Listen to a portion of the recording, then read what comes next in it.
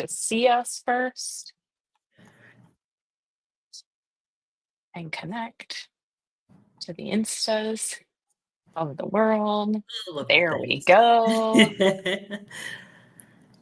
So many platforms. It's what happens when you decide you're gonna take over the internet. No, I'm kidding. It's I'm a not good problem to Beyonce. have. We're not Beyonce. We don't break the internet. Maybe just our small corner of the internet. Um, Absolutely. for those of you who are joining us live, my name is Shannon Foreman. I am the founder of Shannon Foreman Co., or as we call it, SF Co. If you are part of the community, we do incubator programs that Alicia and I are going to talk about a little bit.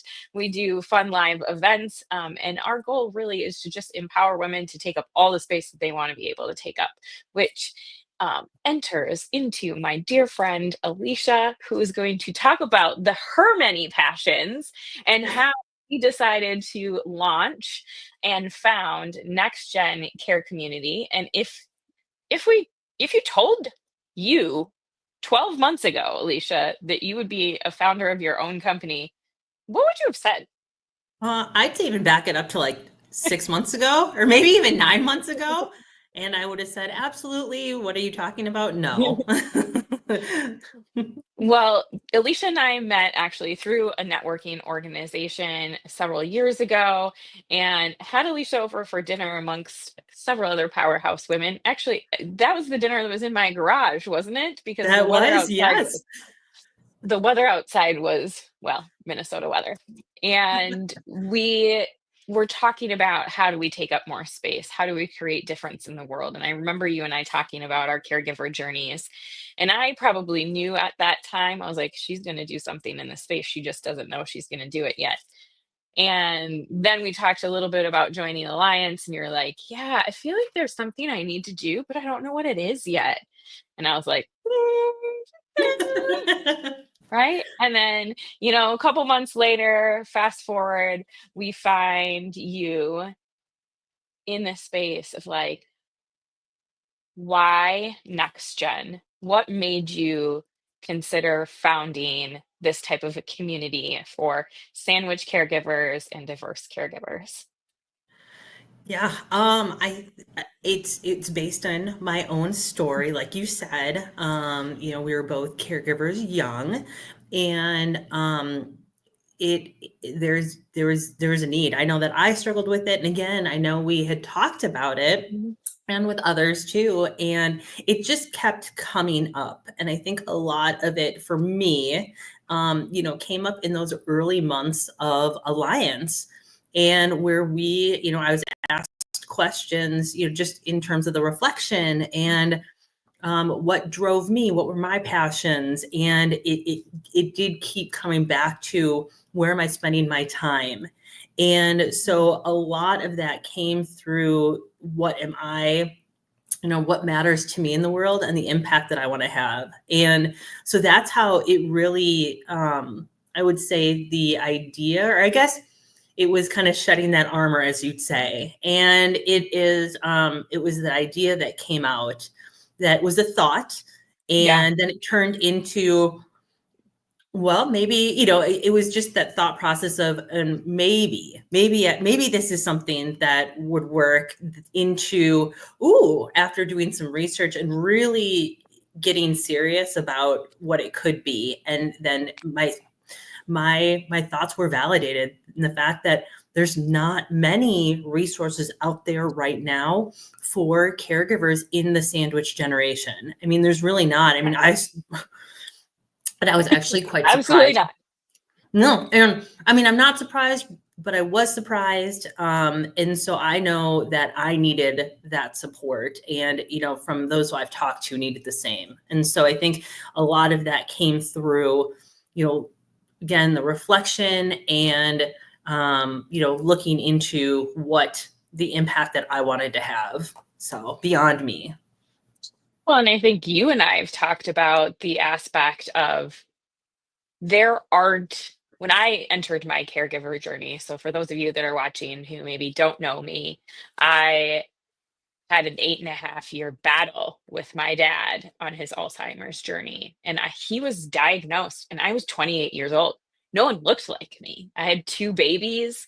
I was striving to find a space that would look like me, would have resources for me. Not only am I trying to meal plan and caregive and find, all of the things that my, dad is going to need, and help my mom and breastfeed and change diapers and run, a crazy ass career.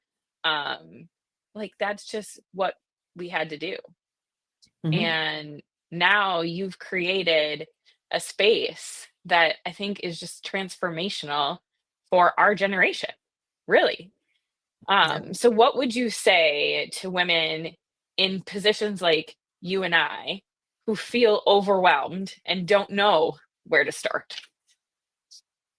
Oh, yes, I know, you feel the breath of it, Take right? a deep breath. Just I guess my first take deep breath.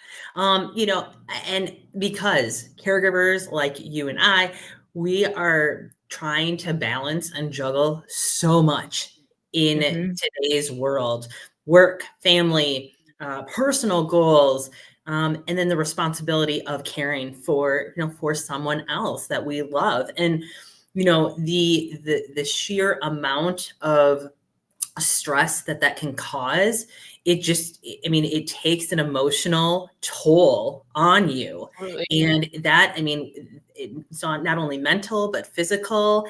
And Mhm. how can you give to others if you can't pour into yourself, and if your cup is empty? And Right. so that is where the next gen care community steps in, and that's exactly what I wanted it to be for the modern caregiver, providing the curated resources, products, and support and community to help with that burden and help ease the burden. It won't make it go away, but right now, I think the biggest struggle is time. All we need is time. And whether that be time with our families, time with our Mhm. kids, or for ourselves, more importantly, we just need that time. So that's exactly what my focus was when I started to think about what this platform and what this community could be. And the other thing too is we live in such a digital age right now, right? Everything, we're getting it so quickly and it's digital. However, caregiving is 100% human. And we as humans and society are craving that connection. And I Connection. have heard that from so many people that I've spoken with about this. And it does show caregiving. Again, it goes back to, that isn't going to be taken over by AI or robots. That Mhm. is still human to human connection that has been around for generations, right? This is not a new concept. No. However, it's being talked about more because, again, there's just all of those balls that we're all juggling every single day has just gotten to be, there's just more on our plates that we are struggling with as caregivers, as mothers, as employees, as family members, as good citizens. And so I think that's where it came from. Yeah, I think what you're doing by being able to give a one-stop shop, you can't multiply someone else's time, but what Mhm. you are giving them is the ability to not have to go down a Google rabbit hole, which is what I went down when and you and I have talked Yep. about this before. Yep. How do you trust this versus this information? Yeah. You have trusted resources. I'll never forget trying to shop for. Uh, Essentially like the bars that go in your bathroom. It's The grab 4 o'clock. bars. So Yep. yes, the grab bars. Thank you. It's 4 o'clock. I'm forgetting my words. Uh, the grab bars that go in a bathroom. So not only was I caregiver for my dad, I was caregiver for my grandmother, and we were moving her into assisted living, and she needed a grab bar. And apparently, the assisted living space didn't have the right grab bars, and we had to provide that. Whole nother story. I have a lot of commentary about how much I'm paying for someone to stay somewhere in order to be able to do something. And I just think having not only are you providing resources and support in that space? You're providing like, hey, here's a grab bar that's already been reviewed so that you know where to get it. Here's how you can buy it versus like going out there and falling into a Google image and Yeah. shop horrifying space of like, is this going to work for your loved Yeah. one, someone who is important to you, right? Yeah. Um, I also think that stories have a big part in connecting people when we're in a caregiving space. And when we can see someone else that looks like us, that experiences things similar to us, how do you have stories woven into the next gen community? And like, how have they stood out to Yeah. you?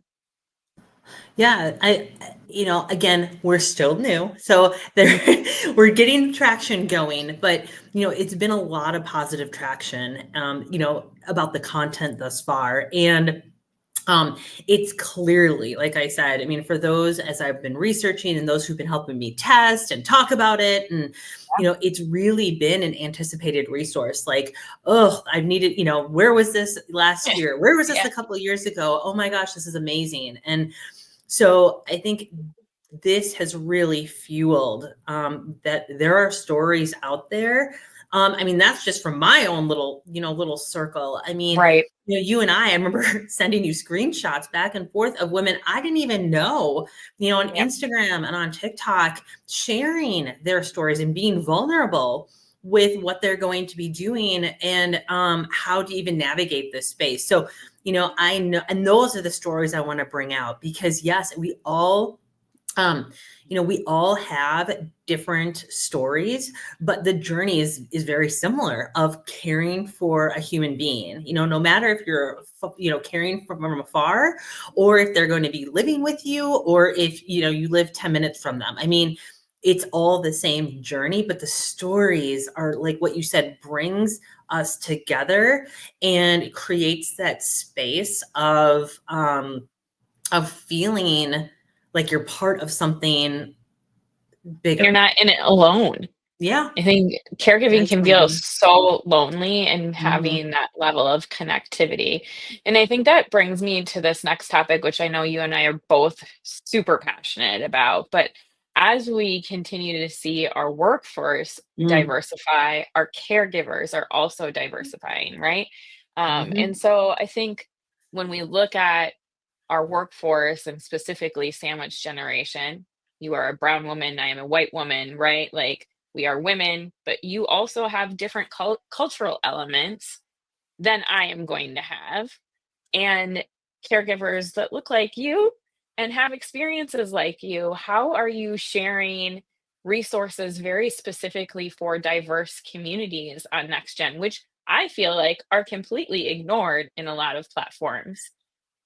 Yeah, yeah, absolutely. And I mean, caregiving, regardless of, let's take color, race, age out of it, is a highly, highly, deeply personal experience. And it is influenced by culture, by family values, by, generational expectations.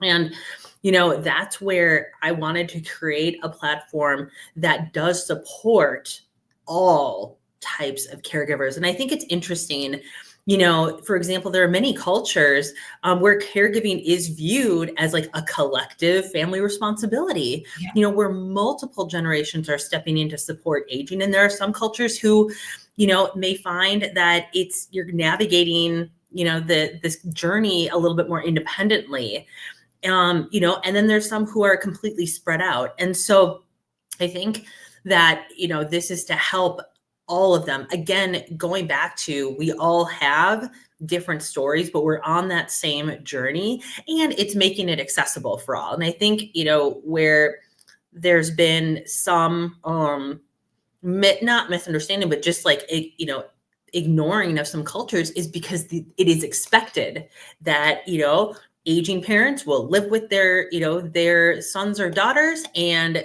they will take care of them. And again, those are those cultural expectations, but even that's being broken, Yeah. even, here. And again, it's because of the, society as well, I think has their, expectations layered on too. And this is where it gets tricky and messy, right? And, also we have this dynamic not only of, skin diversity and population, it's also aging, right? The Yeah. different ages and generations we have going on and the expectations of what maybe our parents or grandparents have versus what we have, and that not even Yeah. being Oh, for the sure. As same. a financial advisor, do you know how many times I hear, "Oh, my kids will just take care of me." I'm like, "Have you really had that conversation of wanting them to change your diapers?" Like, that's a very real situation. And so It many is. times because I've been, I say that tongue in cheek, but it is a reality, right? Yeah. I mean, I took care of 2 human, well, technically 3 humans, because I was also a caregiver for my grandfather before he passed away. And so when we think about like that journey, it is like you said, so personal, and some people don't want that with their kid. And some people just anticipate that that's going to be their kid, but haven't had the conversation that's going to be their kid either.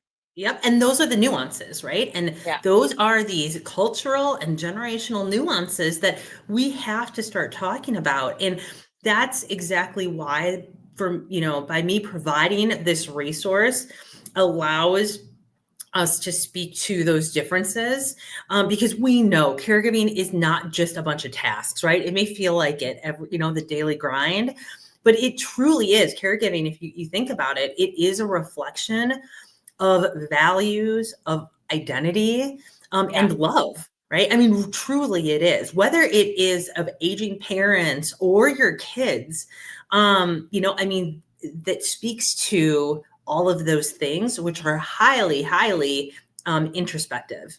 So, Yeah, well, and before we get into the next topic, you have created a free resource for individuals that I think is quite robust. And so no matter where you are on your caregiving journey, I think that this starter kit that you created, Alicia, if you want to share about what's inside that starter kit, and I'm going to drop the link in the comments for folks so that they can have that. But tell us a little bit about like what does that look like? yeah, that's one How of can the that free help them? sources. Yeah, and when we are talking about accessibility for all, this is exactly what I'm talking about. I mean, there are parts on the site, there are free resources that are accessible to anyone on that site, from downloadables to articles to blogs. And so what you were talking about is the Caregiver Starter Kit. And really, this is the most popular resource that I have right now. And it's designed to help caregivers, whether you're brand new and you got thrown into it, or you've been doing this for years. It's really to help navigate to around providing care. And so the kit has different resources, so downloadable resources that has just practical tools and tips covering areas just to keep you organized, in terms of communicating with healthcare providers, creating a self-care routine for your loved ones. It also has, different checklists as well, just things that you wouldn't maybe think of or you're not thinking of. And so it's really intended as a resource, for you to just, again, give you more time, essentially, is what Well, it and it is. put things in one place for someone, right? I think Yes. so often caregiving is the space where we continue to um, go through several stages, right? And so you might be in an early stage, a middle stage, or Yeah. a late stage of caregiving. And at every point, everything that you talked about, every point you're having to involve healthcare professionals, Mhm. every point you're having to take care of yourself and take care of that human. And I think we so often forget just, a lot of times we're dealing with the physical health side of things, but the mental health side of things is so important. We as caregivers can't pour from empty cups. When I talk to my caregiver friends, this, Alicia, I'm like, okay, how are you taking care of yourself? What are you doing for yourself? And I know that that was something that we talked about this time last year. I was like, all right, Alicia, but what are you doing for yourself? And so in transition, I would say we talked a little bit about your journey to coming into Alliance, but what really led you to deciding to join, and what were you hoping to gain from the program when you first went Yeah. Yeah. I just remember you asking me, how are you? in? How are you holding up? What are you doing? I'm like, I'm fine. Everything's fine. I'm fine. Like, she's so pushy. Oh my goodness. But, as we were talking, I knew I wanted to have more of an impact. Uh, I wanted to have, I knew I had more to give. And I love my job. Like I said, I still have a day job. Um, Right. and I just felt like I wanted to do something more, and I didn't know what it was.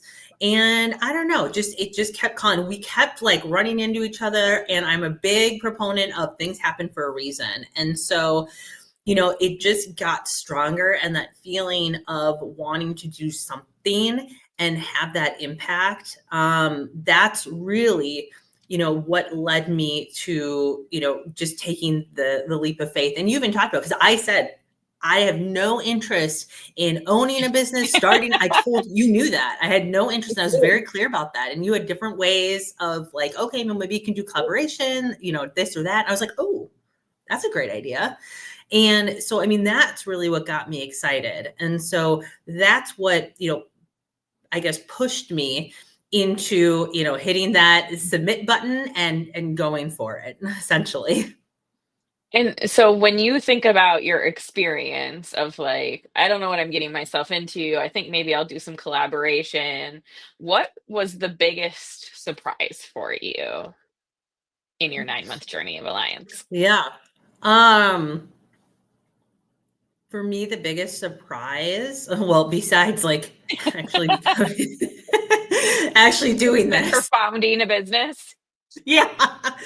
I do think it was how much I learned about myself. I came into Alliance at a low point, I think, in the year, just for me. And it brought back for me a lot of the ambition and passion that I had maybe suppressed or put to this, actually I'd say put to the side, because of all the things we just talked about with modern caregivers. It was Yeah. family, it was career, it was this, that, and the other. So I think it was just, and again, we put it to the side, good, bad, or indifferent. And so I think having that reignite was, that to me was most surprising. And then to be able to then think, going back to that impact, really thinking and having a clear vision of what I wanted to do. And then, you saw it. I'm sure you'll ask me, but like, once I had that vision, it was like done. That was in April, remember? I'm like, Yes. And for those of you listening, we started in February. yeah. And so going from February to April was quite the transformation for you. And Um, frustrating. I was frustrated. yeah. I didn't think I was where I was supposed to be. I was like, what am I doing? Is this right for me? Why is this not coming to me? And that was, from February to April, that's what it was. And then from April to August, you had put together an entire brand, website, business plan, thought process, and launch everything before August. And mind you, the program ends in October. There was no expectation of launching early. So Alicia went from April to August, like Zoom, let's just go, right? I I think did. you used the community, you used the resources, you used your extended community. I think as a caregiver, I talked about this earlier, it feels isolating, right? It feels like you're on this space, which is probably why I kept asking you, how you doing? How you really doing, right? How's your spirit? I like to get in there, past the Yeah. surface. Like, Alicia knows Yes, this about me. Surface she level does. isn't my friend. Um, so that's why I keep asking.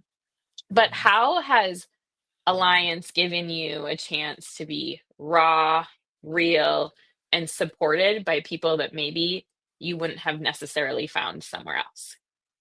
Yeah, I think it was the space we were given, right? I think it was the environment that it was set up.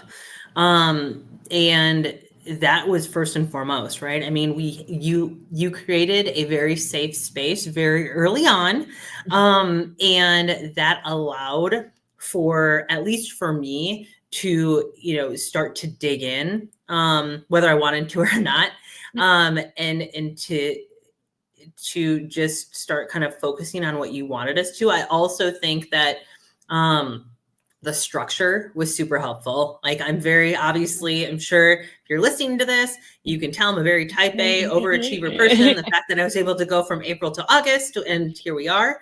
But I do like the structure, and I liked it because I didn't necessarily know, I couldn't see the end, but I trusted, and I could see, 50 feet ahead of me every single session. And the fact that the other women in that group were in the same space at one point or another, that was so helpful. Again, it was all about the community and not feeling like you're on this island alone. So I think truly it goes back to that sense of community. Well, thank you, first and foremost, for trusting me through that process. It has been absolutely incredibly fun to watch you. Um, Not fun to watch you in the breakdown and rebuild space, but I vividly remember telling you, you're just going to have to trust yourself in the phoenix and rising element of Yes. And I things. think And you I also think you, said you need to sit in the burn. I think I heard that a couple of times too. I think, I think you were like, I don't like that. That doesn't, that's not where I want to be. I want to be on the other side faster. And I'm like, well, sometimes you just got to sit in the mess and you got to figure it out. And it Yep. sucks. But at least you got 12 other women to sit in that mess with, right? And you're And not sitting in truly, it by yourself. and we were all And sitting in it together.